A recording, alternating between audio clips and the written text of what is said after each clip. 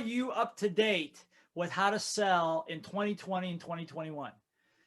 In the prior video, in the prior part of the series, we talked about 3 skills. Sales is as an entrepreneur, sales number 1, because sales equals income. Number 2 is to be able to build a team, because that'll give you reach, leverage, and passive income. And number 3, your ability to teach your team how to sell. Okay, so we're drilling down now on those various parts. And so I'm going to start with selling. Okay, why? Because sales equals income, probably the most important piece to start with.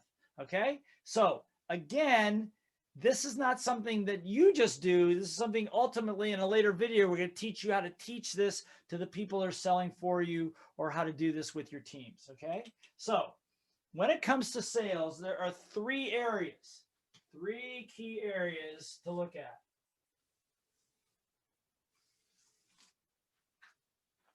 Number one, who is your customer? Now, this seems pretty freaking obvious. Who's your customer? Well, that's not maybe so obvious as it seems, as you'll see in a minute.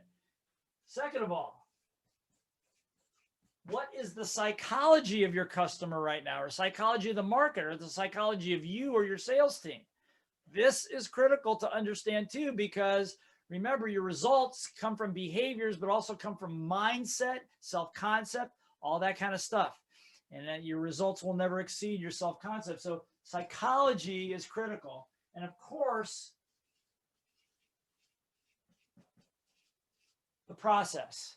And I say this in 2020, all these things have changed. All of this has changed. It's all changed. They're still valid, but the details within each one have changed, and they've changed fairly significantly. So if we take a look at who's the customer, who is it? I mean, is it the same person that it was in 2019? I would say this is the latter part of 2020. Now we're in October, almost November. It may not be the same person that was your customer a month ago. Who is your customer? You have to be vigilant. The days of, yeah, we know our customer, we know who they are, all that stuff, those days are over. It's constantly changing. As people get thrown out of work, businesses go down, deflation happening all over the place. I mean, elections going on. It's very volatile. It's important that you continue to take a poll of who are your customers. Look at your numbers. Who are your best customers? Who are they? Who are they not? Okay, so knowing who they are. That's number 1. Number 2, what is it they want? I mean, some of them wanted market share before. Some of them just wanted to be more efficient before. Now some may just want to survive. Some may just want to survive. Some are trying to figure out, how do I keep from, I have to let go of these people. I'm not sure if I can make payroll next month. So understanding what they want will change your language with them, how you talk to them. You won't be talking to them about the same kind, because their wants are different. If what I want is to keep my business alive and be able to feed my family and be able to take care of my staff, that's a very different, and you're selling to me, that's a very different conversation you're going to have with me than you maybe did a year ago when I was just looking to crush the market out there. So you understand? So it's very different. Why? Because the psychology is different. So what's different about the psychology? What's different about the psychology right now is that what is prevalent in the world today is this word fear. Fear of pandemic, fear of economic collapse, fear of deflation, fear of fear. Okay? So to understand that psychology is going to help you in sales. Ignoring it is insensitive, you're unaware, you're going to lose sales, and it's just not the right thing to do. You need to understand and be able to assess, and that's what's in the space. That's why your language has changed. That's why the wants have changed. That's why who this is has changed. And courtesy of one of my great colleagues, a fellow by the name of Simon Bowen from Perth, Australia, I consider him to be probably one of the foremost thought leaders, thinkers, sages in the world when it comes to selling strategies and using visual models and things like that. Just amazing. And what he says it very well. he says that what people are looking for now in the selling cycle, and working with you is not just plain value. They're looking for safety. They want something safe. How does he explain it? He explains it this way. He says that a customer should feel that doing business with you is their best insurance policy. See, formally, people don't like talking to live sales reps, in car dealerships and in retail stores, because they know they're going to get sold and they feel it's unsafe, and that's why people like buying online. Okay, but a person should, and why? Because they don't want to be pressured into it. They want to do it in their own time. Well, now whatever that psychology was has just been upped tenfold. Okay. They want to feel safe. They want to know that by utilizing their product or service, it's like an insurance policy, that they would be at greater risk if they did not buy from you or they didn't work with you. That's a different psychology than we're used to dealing with. And to be able to position yourself put yourself in a position to be able to provide that safety net for them. So the psychology is a little bit different. Okay. What else is going on? Well, we also know that there's lots of little voices going on out there. There's words floating around in the environment like depression, distraction, confusion, desperation, failure. Okay, a lot of these things that back in 2018, 19, everybody's roaring, just going for the gusto. But now these words, if they're not being spoken, are in the back of people's minds. And so to understand that that's what's going on is not to go in as a gloom and doom person, but be able to assess it. Now, how would you assess it? Say, look, I know that things are, how's your business doing? Well, we're struggling. Okay, good. Yeah, I know a lot of people are struggling these days. We've been going through some of that stuff too. But here's what I know is that depressing times, or when economic cycles collapse, it usually signals in something new. It's end of cycle. That's usually, in the Great Depression, 1929, 1920s, came after the Roaring 20s and everything collapsed. But what came after that, we went into a depression, and then after that, when it went to war, we went to the next evolution, and we went into the boom of all booms, the economic boom of all booms. So we know we're at the end of a cycle. So I'm here to help you because I want to make sure we're all on board to not only to get through this cycle, but to maximize the next one. See, so that's a different conversation. You're acknowledging what's going on out there. Say, look, other people are depressed too. One thing I know is about depression is this: we work as teams. As long as we're working as teams, there's nothing we can't handle. There's no problem we can't handle as long as we stick together. And that's why we're here to work with you. Different conversation. Okay. Different conversation, because there's lots of little voices going on out there. Now, the process. Well, the process breaks down. I'm going to take the process to another page here, so I have some more room. The process, first of all, the process is a selling cycle. Okay, so if we were to take a look at this, and we look at the process, there are three areas. Whoops, let's use this one. Three areas. We want to attract. We want to convert, and we want to retain. Attract, convert, retain, right? I mean, that's standard. That hasn't changed in hundreds of thousands of years. But how you do it now has changed. Okay? So, for example, over here, when we're talking about attraction, what are we talking about? Well, first of all, it's one-to-many. It's no longer one-to-one. If you're going to attract clients, you got a one-to-many on a camera, on Zoom, however you do it. You got to have some technology, at least be able to get in front of a freaking camera to do this kind of stuff. Okay, so it's one-to-many. 1, 2. Let's put a little infinity sign. One-to-many over there. Okay, that's a given part of this whole thing. So for example, if you were one-to-one and making lots of appointments, now maybe you need to go, maybe you decide to go do some email marketing. And then after email marketing, you realize you had to change and do some social media marketing. And on social media marketing, you're finding that most of your customers are on LinkedIn or maybe YouTube. So it continues to evolve and change, and you have to be vigilant because things are picking up speed. You know, you think in a depression or recession, things slow down. Well, the flow of money slows down, but the activity speeds up. Okay, the flow of money slows down. The acceleration of money slows down, as Andy Tanner, Rich Dad Advisor, would say, but everything else speeds up at lower prices. That's called deflation, by the way. Okay, so it's one to many. So what do you do? I lost my thought here for a second. Yes. So first of all, it's one to many. It's one to many. Then the question is, who are the people they're going to attract? You know, what's your process there? Okay, so what's the process there?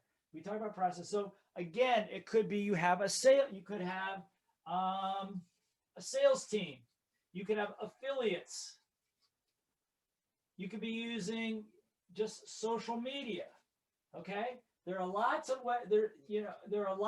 different processes and combinations of processes, but it's important to not get distracted, do too many, but find the ones that work for you. Find where your customers are, where they're hanging out, and how you're going to talk to them.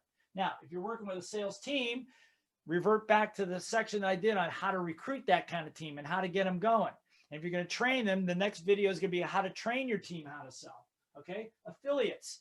Do they understand your mission? Are they operating by the same code of honor, the same set of values? And on social media, do you have a team? It's not a one-person job. It's not a one-person job. If you're going to be a successful entrepreneur, you got to have a team, somewhat of a team, could be a virtual team, whatever kind of team that's going to support you in maintaining that process. Okay? So that's attraction. It's the who, it's the one to many, and it's always changing.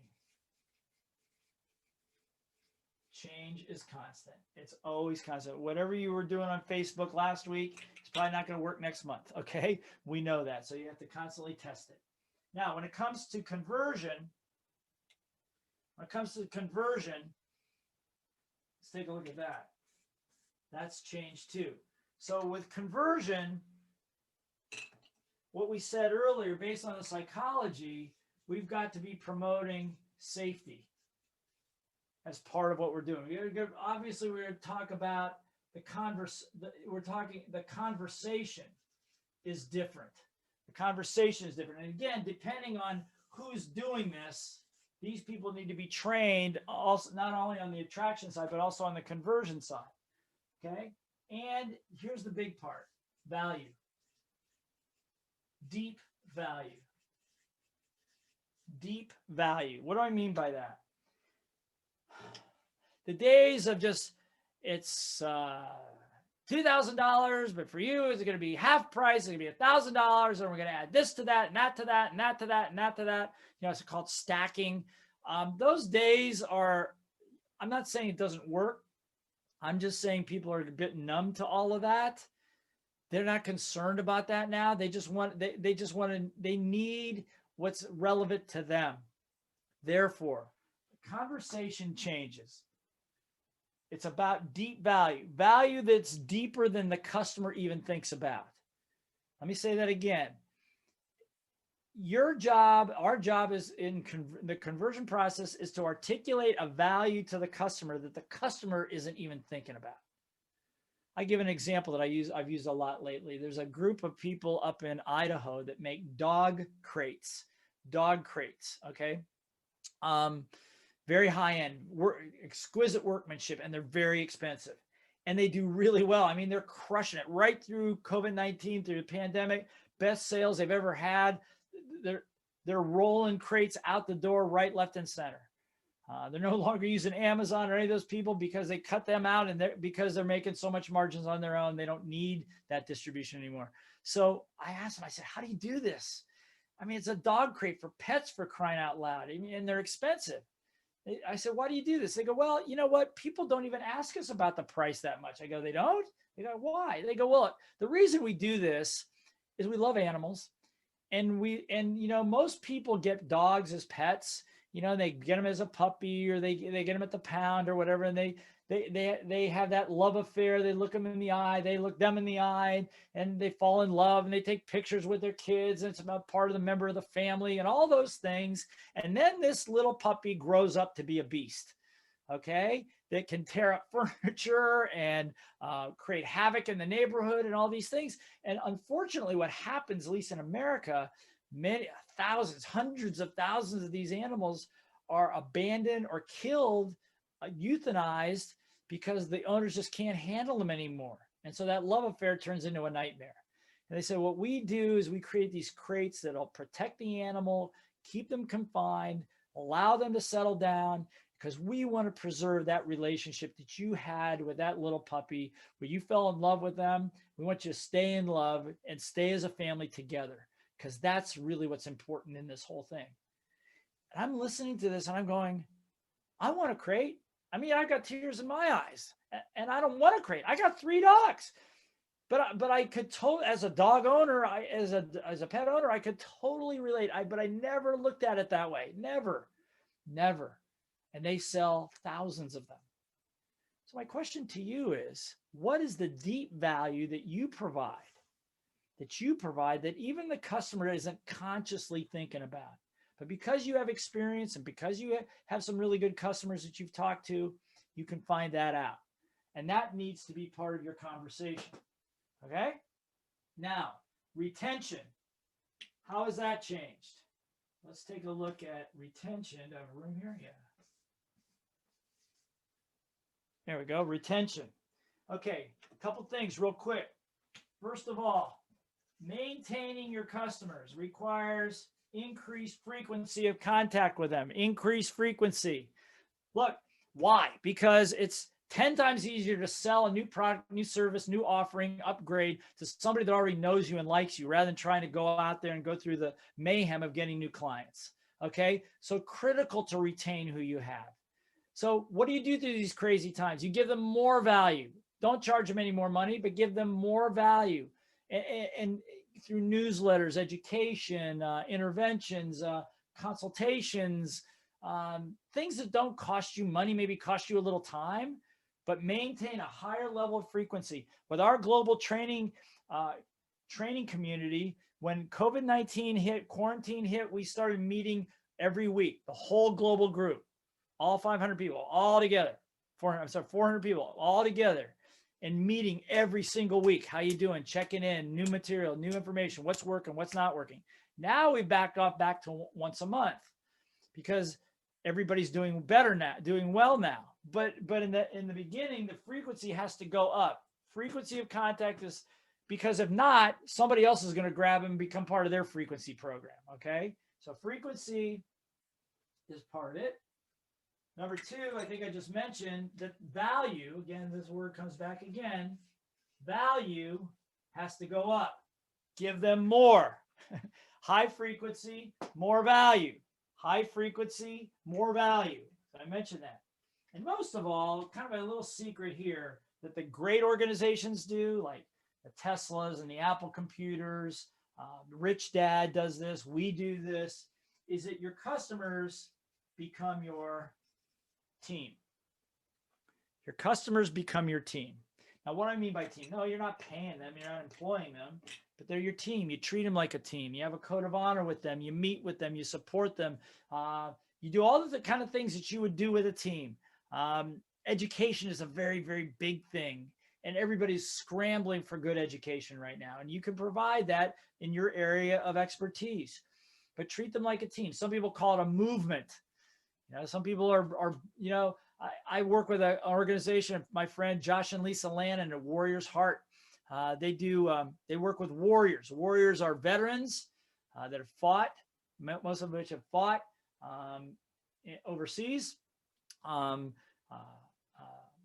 police, emergency room individuals, anybody that's faced trauma in the line of duty. While people are running out of buildings, their clients are running into buildings. And because of the horrific things that they've had to experience, many of them have resorted to drugs and alcohol to numb the pain. And so Warriors Heart is a place where they go and they get rehabbed and cleaned up and get their life back. And just amazing. They change people's lives. And they're, as you can imagine, during these times, they're very, very busy. And those people actually wear the tattoo of the emblem of Warriors Heart on their arms. Now, that's a great team. Now, that's a movement. That's more than just a customer. Okay? So the question you got to ask yourself, would your customers wear a tattoo of your company? Well, maybe, maybe not. But do you provide a level of care and service that you would provide to your own team, to your own family, to your own community? And I'm going to tell you that if you can do that, the companies that have done well during 2020 have done this. I don't know if they've done it on purpose, but that's what they've done. These are very tight communities. I was talking to a group of hairdressers. A very dear friend of mine who was having a conference, and there are about 80 salon owners, hair salon owners from across America. They're part of his tribe, part of his customer base. And somebody said, I would have never made it through 2020 had it not been for this tribe. Now, how about that? Are they saying that about you? Maybe you want them to say that about you. It can be done. It doesn't take any money. It just takes awareness, direction, and effort. Okay? So, retain. These days, in difficult times, you've heard me say this before, your number one asset is your community. Make your customers your community, your team, your allies, a movement, if you will. And then you'll understand that in order to succeed in sales, it's the process, it's the customer, and it's the psychology. And the next time around, we're going to talk to you about how to teach your team how to sell. And we're going to drill down more into these particular processes. You know, the attraction process, conversion process, and the retention process. So we'll give you some more work on that, okay? So until then, sell well. Sales equals income. Be awesome.